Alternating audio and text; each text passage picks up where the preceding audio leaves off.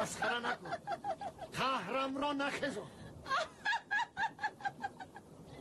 خارت قلبینی تکر